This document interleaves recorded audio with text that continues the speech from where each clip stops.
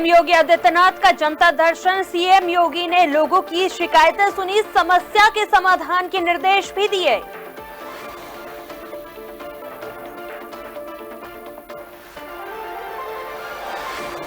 अमित शाह के बयान पर सियासत तेज, सपा का कलेक्ट्रेट में प्रदर्शन, अमित शाह के इस्तीफे की मांग की।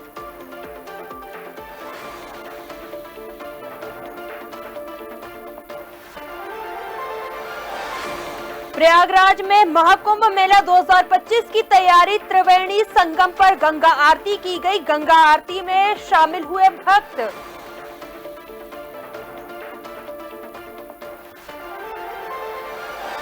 अग्निवीर भर्ती परीक्षा 2024 दिसंबर से शुरू, अंबेडकर स्टेडियम में होगी भर्ती परीक्षा, जिलाधिकारी एसएसपी ने किया निरीक्षण।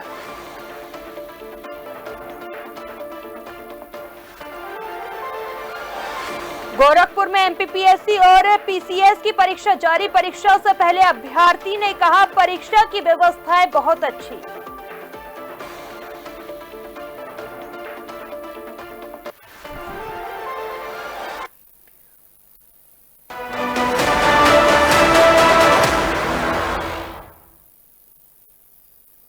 नमस्कार, बहुत स्वागत है आपका डीएनए न्यूज में और मैं हूं आपके साथ नवजीत कौर। चलिए अब रुक करेंगे उत्तर प्रदेश के बुलेटिन की ओर। उत्तर प्रदेश के मुख्यमंत्री योगी आदित्यनाथ ने गोरखपुर मंदिर में जनता दर्शन किया। सीएम ने लोगों की शिकायतें सुनी और अधिकारियों को उनकी समस्याओं के समाधान के निर्देश भी दिए। इस दौरान सीएम ने बच्चों को दुलार भी किया और संवाद भी किया, साथ ही साधुओं से समस्या जानी और निराकरण के निर्देश दिए।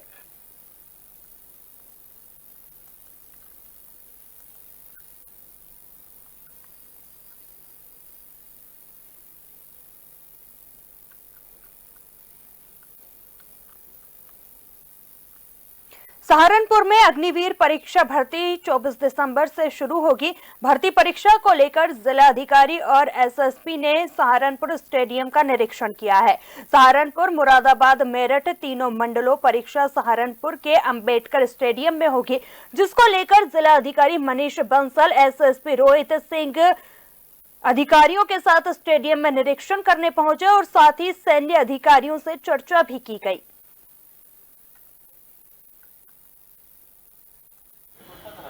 देखिए 24 दिसंबर से सहारनपुर में 3 मंडलों की, जिसमें कि सहारनपुर मंडल, मुरादाबाद मंडल और मेरठ मंडल, इन 3 मंडलों की अग्निवीर भर्ती की प्रक्रिया शुरू हो रही है। ये प्रक्रिया जो भारतीय सेना है उसके द्वारा संपन्न करवाई जाएगी। इसके लिए जो जिला स्टेडियम सहारनपुर है वहां पर ये पूरी प्रक्रिया 24 तारीख से होगी और ऑलरेडी इसमें हमारे जो भारतीय सेना के जो संबंधित अधिकारी हैं उनके साथ एक समन्वय बैठक आयोजित की गई थी, जिसमें उनको जो जो आवश्यकताएं थी उन सभी आवश्यकताओं को जिला प्रशासन और पुलिस प्रशासन पूरा कर रहा है। इसमें जिला स्टेडियम में ये प्रक्रिया होगी। वहां पर अभ्यर्थियों के लिए जो मेडिकल सुविधाएं हैं या वहां पर बैरिकेडिंग है और सुरक्षा के लिए पुलिस बल की तैनाती है, वो व्यापक रूप से की जाएगी। और क्योंकि विभिन्न मंडलों से और विभिन्न जनपदों से ये अभ्यर्थी आएंगे, तो उनके आने जाने की जो व्यवस्था है उसके लिए सभी बस स्टैंड पर और रेलवे स्टेशन पर भी ये निर्देश दिए गए हैं कि उनके साथ एक सौहार्दपूर्ण व्यवहार करते हुए अगर उनको किसी भी प्रकार की कोई आवश्यकता है या जानकारी की आवश्यकता है तो उनको गाइड किया जाए। और हमारी पूरी पुलिस फोर्स और हमारे जो सभी प्रशासनिक कर्मचारी और अधिकारीगण हैं उनको भी सेंसिटाइज किया गया है और मुझे पूरी उम्मीद है कि बहुत ही शांतिमय तरीके से ये पूरा संपन्न करवाया जाएगा। इस लगभग 10 दिन की इस प्रक्रिया में 15,000 अभ्यर्थी जो हैं वो आएंगे। वो उनका शारीरिक परीक्षण भी होगा, उनकी कुछ जो फिजिकल टेस्ट होते हैं वो भी होंगे और उसके बेसिस पे इसमें जो भी रिक्रूटमेंट की प्रोसेस है वो भारतीय सेना द्वारा पूरी की जाएगी। प्रयागराज के त्रिवेणी संगम पर गंगा आरती की गई है। प्रयागराज शहर 13 जनवरी से 26 फरवरी 2025 तक महाकुंभ मेला 2025 की मेजबानी करेगा। प्रयाग कुंभ मेला, जिसे 2025 महाकुंभ के रूप में भी जाना जाता है, उत्तर प्रदेश के प्रयागराज में गंगा, यमुना और सरस्वती नदियों के संगम स्थल पर आयोजित किया जाएगा। यह 12 साल में एक बार होने वाला आयोजन होगा। 13 जनवरी 2025 को शुरू होगा और 26 फरवरी 2025 को समाप्त होगा।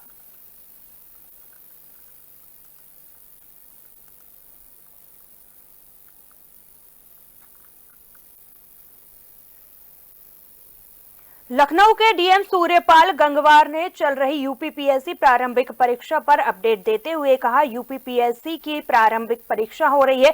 करीब 22,000 छात्र छात्राएं परीक्षा दे रहे हैं। हम बाहर से आने वाले छात्रों का ख्याल रख रहे हैं। परेशानी मुक्त परीक्षा के लिए व्यापक व्यवस्था की गई है। केंद्रों पर स्टैटिक सेक्टर मजिस्ट्रेट तैनात किए गए हैं। परीक्षा सुचारू रूप से चल रही है। सीसीटीवी से इनकी निगरानी भी की जा रही है। बायोमेट्रिक अटेंडेंस की गई है। हम कोशिश कर रहे हैं कि कोई कुप्रबंधन ना हो और अभी तक कोई भी समस्या नहीं है। से आए हुए स्टूडेंट्स हैं, उनको किसी भी प्रकार की कोई असुविधा ना हो, इसका पूरा ख्याल रखा गया है और किसी भी सेंटर पर कोई अव्यवस्था ना हो। सभी तरह की तैयारियां सुनिश्चित की गई थीं। सभी सेंटर्स पर स्टैटिक मजिस्ट्रेट और सेक्टर मजिस्ट्रेट्स लगाए गए हैं और आंतरिक व्यवस्थाओं के बारे में भी विस्तार से सभी पहलुओं की चर्चा की गई थी और केंद्र व्यवस्थापकों को भी ट्रेन किया गया था और बाकी जो इन्विजिलेटर्स हैं उनको भी ट्रेन किया गया था, जिससे कि कहीं किसी भी तरह की कोई शिकायत ना आए, कोई अव्यवस्था ना हो। तो अभी पहले पाली की परीक्षा हो रही है इस समय और सभी जो स्टैटिक और सेक्टर मजिस्ट्रेट्स हैं वो सेंटर्स पर हैं। सभी जगह पर सकुशल परीक्षा संपन्न की जा रही है। 100% कमरों में सीसीटीवी के माध्यम से भी मॉनिटरिंग हो रही है। कंट्रोल रूम के माध्यम से हर एक परीक्षार्थी का बायोमेट्रिक के माध्यम से अटेंडेंस लिया गया है। कोई भी व्यक्ति किसी को इम्पर्सोनेट ना कर सके, किसी के स्थान पर कोई दूसरा न दे सके, इसके लिए पूर्व में ही बायोमेट्रिक की अटेंडेंस व्यवस्था की गई थी। डॉक्टर भीमराव अंबेडकर को लेकर केंद्रीय गृह मंत्री अमित शाह के बयान के विरोध में समाजवादी पार्टी के कार्यकर्ता सड़क पर उतर आए हैं। सपा कार्यकर्ता जिला कार्यालय पर एकत्र होकर पैदल रोड शो करते हुए मैनपुरी कलेक्ट्रेट परिसर पहुंचे। हाथों में बाबा साहब की फोटो और सिर पर लाल टोपी पहनकर भारी संख्या में सपा कार्यकर्ता इकट्ठा हुए। सपा कार्यकर्ता ने भाजपा और अमित शाह के खिलाफ नारेबाजी की। साथ ही सपा कार्यकर्ता ने कहा कि अमित शाह माफी मांगे या फिर अपने पद से इस्तीफा दें। जो गृह मंत्री ने राज्यसभा में अपना बयान दे रहे थे, उसी समय उन्होंने जब देखा कि शोषित वंचित दलितों की बात यहाँ कुछ सांसद कह रहे हैं और उनके मन और दिमाग में जो चीजें एक लंबे समय से चल रही थी वो कहीं न कहीं मुख से निकली हैं और उन्होंने बाबा साहब का जो अपमान किया है वो समाजवादी पार्टी किसी भी सूरत में ये अपमान बर्दाश्त नहीं करेगी।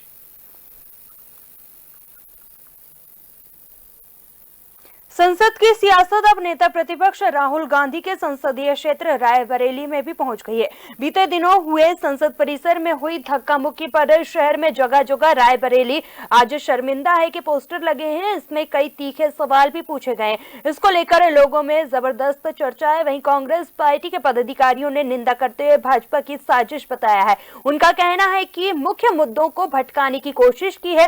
रायबरेली शहर के अलग अलग स्थानों पर लगे इन पोस्टर में रायबरेली आज शर्मिंदा है के स्लोगन के साथ ये लिखा गया है कि क्या राहुल गांधी के संविधान में यही प्रावधान है?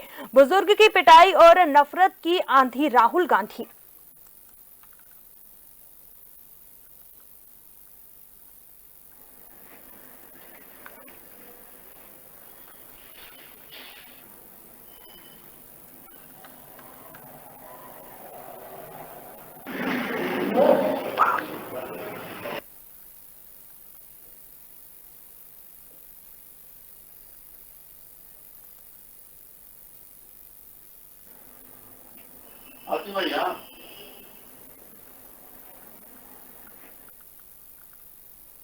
गोरखपुर के एक केंद्र पर यूपीपीएससी और पीसीएस प्रारंभिक परीक्षा 2024 के लिए अभ्यर्थी पहुंचे थे।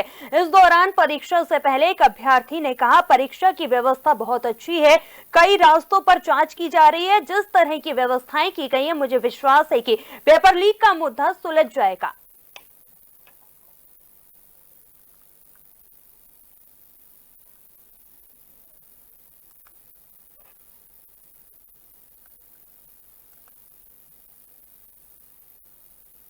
सर, शासन और प्रशासन स्तर पे बात करें तो बहुत बढ़िया व्यवस्था है। चेकिंग की कई लेयर में चेकिंग हो रही है और जहाँ तक कि हम देख पा रहे हैं जो भी पेपर लीक का इशू आ रहा है, मुझे लगता है जिस प्रकार से इन्होंने इस बार व्यवस्था करी है ऐसा कोई इशू नहीं आएगा। और शासन ने और प्रशासन ने दोनों मिलकर के पहली बार इतनी अच्छे तरीके से एग्जामिनेशन को कंडक्ट कराने का पूरा व्यवस्था करा है। मुझे जहां तक लग रहा है कि ये सुचितापूर्ण परीक्षा होगी। सर यहाँ पे कोई भी मेटल की आइटम अलाउ नहीं है, और जहां तक है कि एडमिट कार्ड जो भी इंस्ट्रक्शन में दे रखे हैं आइटम केवल वही अलाउ है। जैसे एडमिट कार्ड हो गया, आधार कार्ड की फोटोकॉपी होगी, ओरिजिनल आपका कोई भी एक ID प्रूफ हो गया, और बाकी पेन, यही बस अलाउ है।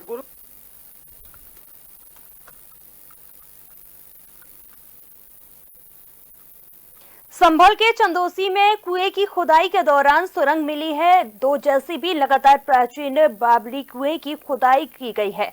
इस दौरान जमीन के नीचे प्राचीन इमारत निकली है, साथ ही तहखाना होने का भी अनुमान लगाया जा रहा है। संभल जिला प्रशासन की मौजूदगी में 2 JCB मशीनें लगाकर खुदाई की गई है। जमीन की खुदाई के दौरान प्राचीन काल के बड़े बड़े गेट दिखाई दिए हैं, जिसके चलते जमीन की खुदाई रुक रुक कर की जा रही है, जिसको देखने के लिए काफी दूर दराज से लोग पहुंच रहे हैं। वहीं भीड़ को कंट्रोल करने के लिए भारी संख्या में पुलिस बल तैनात किया गया है।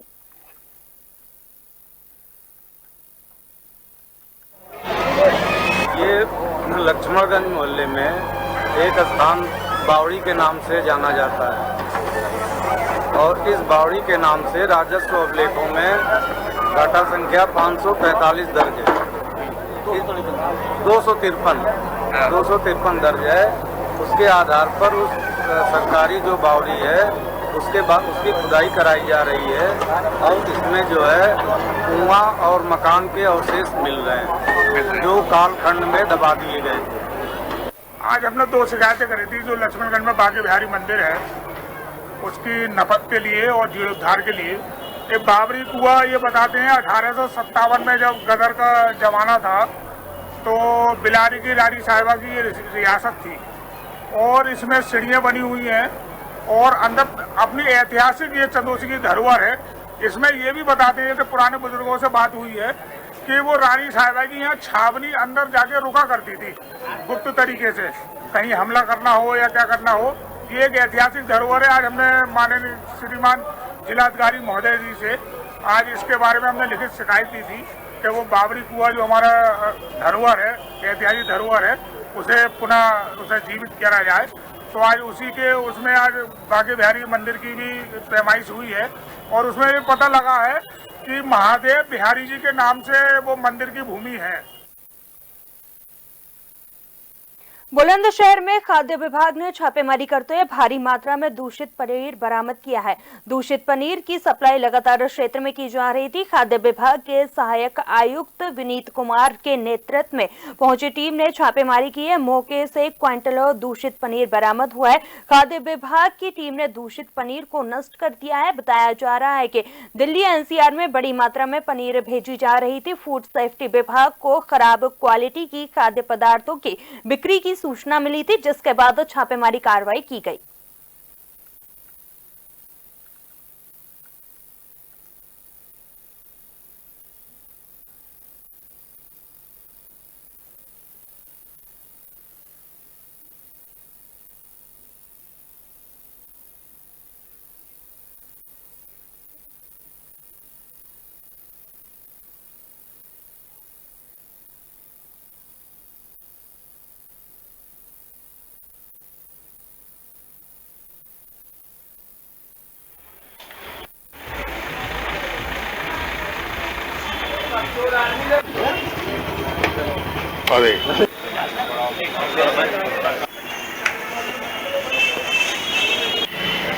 अरे संजीत जी सर, देखो एक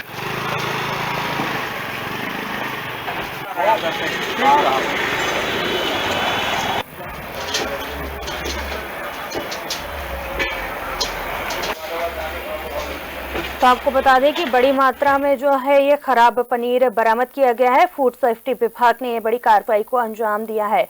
दिल्ली NCR में इसकी सप्लाई की जा रही थी और क्विंटलों खराब पनीर पाया गया है।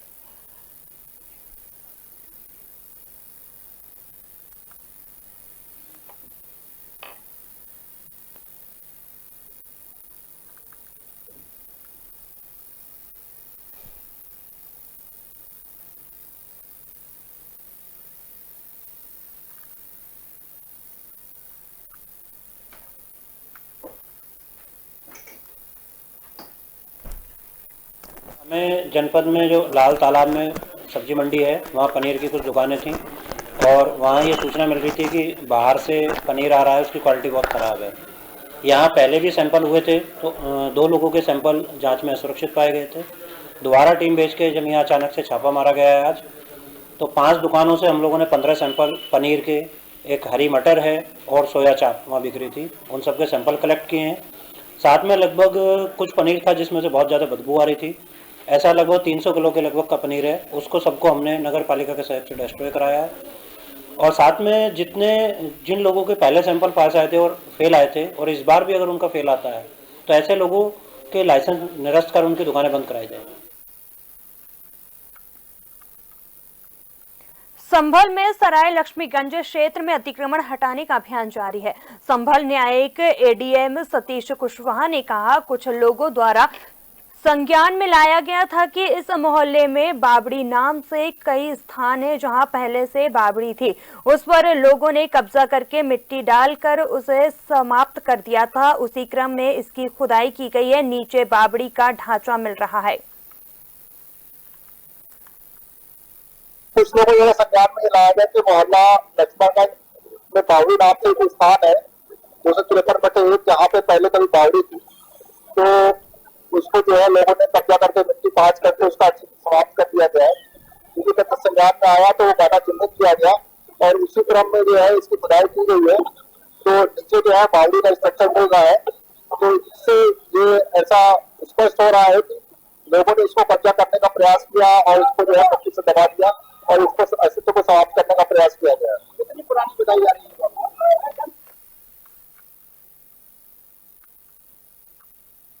सहारनपुर में दिन ढलते ही बेखौफ बदमाशों ने पुलिस को चुनौती देते हुए जनसेवा केंद्र पर हथियारों के बल पर लूट की है। थाना नकुड़ क्षेत्र में बदमाशों के लगातार हौसले बुलंद होते जा रहे हैं। करीब आधा दर्जन बदमाशों ने जनसेवा केंद्र को बनाया अपना निशाना। मामला अंबेहट पीरा के मेन बाजार का बताया जा रहा है, जहां बदमाश मौके पर ही अपनी बाइक छोड़ छाड़ कर फरार हो गए। वहीं घटना के बाद इलाके में हड़कंप मचा हुआ है।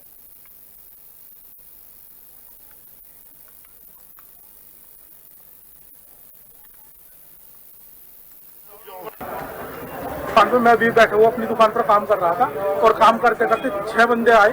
6 में से 4 तो मेरी दुकान के अंदर आ गए, 2 बाहर खड़े थे और उनमें से जो 4 बंदे थे उन चारों के हाथ में कट्टा था, देसी कट्टा था उनके हाथ में। उन्होंने कट्टा मेरे सामने लगाया और लगाकर उन्होंने बोला कि जो कुछ भी तुम्हारे पास सब कुछ हमें दे दो। उन्होंने हम लोगों से 2 मोबाइल थे हमारे पास एप्पल के, दोनों हमारे मोबाइल छीन लिए। साथ में मेरी गले में नकदी रखी थी 1.5 से 2 लाख रुपए, वो उन्होंने छीन लिया। पूरा गल्ला ही लेकर भाग गए और उन्होंने किसी को बताने की कोशिश करी तो तुम गोली मार देंगे, आज नहीं तो कल मार देंगे, और वो लेकर भागे चले गए। हमने जैसे ही शोर मचाया तो हमारे बराबर में हमारे चाचा रहते हैं अंकित जैन जी, वो अपनी गाड़ी लेकर मजार प्रधान के लड़के के साथ हम उनका पीछे भागे तो चापर चिड़ी के आसपास वो हमें मिल गए और वो हमारी गाड़ी के आगे थे, हम उनके गाड़ी के आगे थे और हम पीछे थे। हम उनका पीछा करते रहे। हमने चौंकिन चाची को फोन किया, उन्होंने तुरंत कार्रवाई भी की और साथ साथ हमारे पीछा करना शुरू कर दिया। जब उन्हें पता लगा चोरों को कि हम उनका पीछा कर रहे हैं तो उन लोगों ने हमें कट्टा दिखाया, जिससे कि हम थोड़ा सा डर गए क्योंकि ऐसा ना हो हमारे ऊपर फायर कर दे। तत्पश्चात हम उनका पीछा करते रहे। खेड़ा भी क्रॉस करा, बाजार था पूरा खेड़ा, वो भी उन्होंने क्रॉस किया। क्रॉस करके खेड़ा से पार करके वो मोहद्दीपुर तक गए और मोहद्दीपुर में अंदर जंगलों में चले गए, जो कि हमें फिर तत्पश्चात नहीं मिला। जालौन में एक 12 वर्षीय नाबालिग के साथ दुष्कर्म की वारदात का मामला सामने आया है। पड़ोसी युवक ने नाबालिग के कमरे में घुसकर दुष्कर्म की वारदात को अंजाम दिया। किशोरी को घर में अकेला पाकर युवक ने घटना को अंजाम दिया है। किशोरी ने जब आपबीती परिजनों को बताई तो परिजनों ने पुलिस से मामले की शिकायत की है।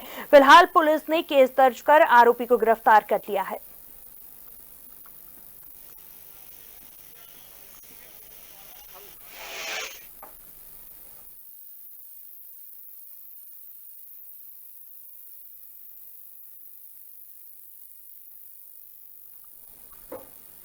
प्रयागराज में महाकुंभ मेला 2025 की तैयारियां की जा रही हैं। अपर मेला अधिकारी विवेक चतुर्वेदी ने बताया है कि महाकुंभ 2025 को लेकर हमारी जो परियोजनाएं शहर में परिचालित हो रही थी उनका डिजिटलीकरण किया जा रहा है और इस बार गूगल ने अपनी नीति बदलकर हमें एक नेविगेशन सुविधा उपलब्ध कराई है, उससे लोगों को काफी सहूलियत होगी।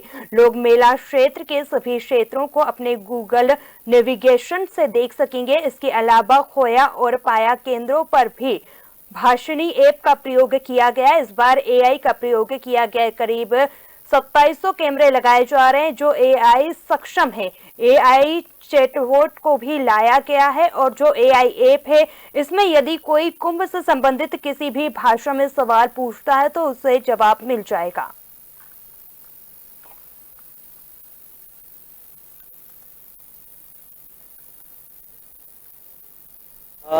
यात्रियों की सुविधा से पहले अगर हम देखें तो जो हमारे जो महाकुंभ 2025 के जो हमारे प्रोजेक्ट जो परियोजनाएं यहाँ शहर में संचालित हो रही थी उसको हमने डिजिटाइज मोड पर ला करके पीएमआईएस मोड से इसको मॉनिटर किया है, प्रोजेक्ट मॉनिटरिंग इंफॉर्मेशन सिस्टम, जिसपे टाइमलाइन बेस्ड इसकी फिजिकल एक्टिविटी और फाइनेंशियल प्रोग्रेस की एक्टिविटीज आ जाती थी कि कितना प्रोग्रेस हो गया, कितना नहीं हो गया, फोटोग्राफ्स के साथ।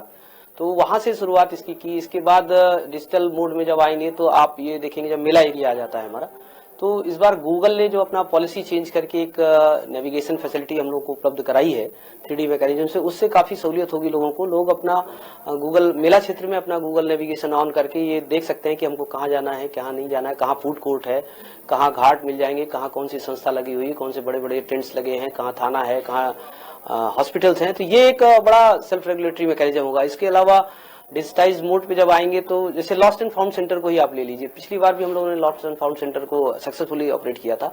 इस बार उसमें भाषिणी ऐप का भी इंट्रोडक्शन किया है जिसमें 12 भाषाओं में इनेबल्ड है। वो कोई भी व्यक्ति अगर कहीं किसी दूर स्टेट से आता है और उसकी भाषा यहाँ पर नहीं उसको समझ में आ रही है तो वो अपनी भाषा में ही जो भी बात करेगा वो हमारे जो समझने की भाषा है उस पर हम समझेंगे और हमारी भाषा वो उनको कन्वर्ट करके उसमें बताएगा।